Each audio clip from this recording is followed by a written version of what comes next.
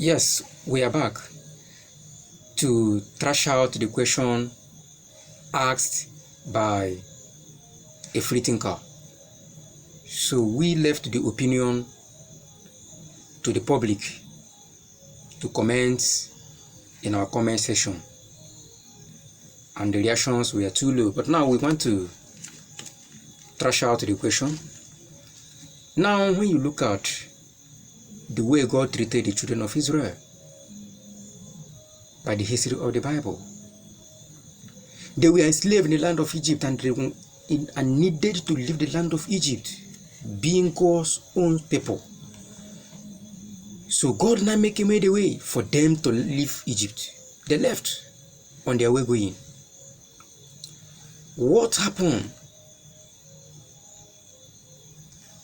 What causes the delay? It was just because of simple disobedience to the instruction of God. Now you see the distance is very short for them to spend 40 years rather, and 40 nights on their way to the wilderness. That a journey of 600 kilometers, how can it take somebody about 40,000 years? You don't believe in mystery? You don't also believe in the Bible? But we shall answer you psychologically. Then psychologically you should know that it is a punishment. It's not just an ordinary, because as they were going with excessive velocity from the land of Egypt to the Canaan,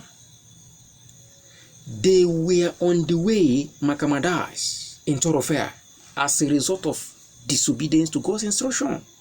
They were not moving on a uniform velocity. They were, they suddenly lost the center of their gravity as a result of disobedience. So, as they were going, they were not accelerating constantly. They delay because of God's punishment. God punished them to be roaming about, to be constant, to be lingering at a particular place. It's possible they stay 10 years in a particular place, roaming about, or 20 years, or 5 years in a particular settlement.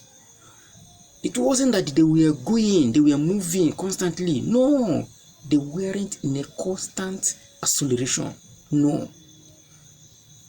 So what you're talking about is, even a magician, if you believe that a magician can delay someone's destiny, even Satan himself can delay someone's destiny. So that is what God did. God delayed their destiny as a result of the disobedience. God delayed the arrival to the promised land due to the disobedient effect to God's instruction.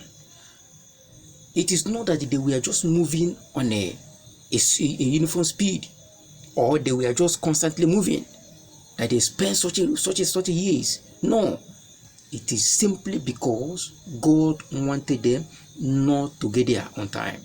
God delays their movement at a particular place, at a particular settlement. So based on this injunction, we want to convince you that that issue was as a result of God's punishment. It was not just ordinary.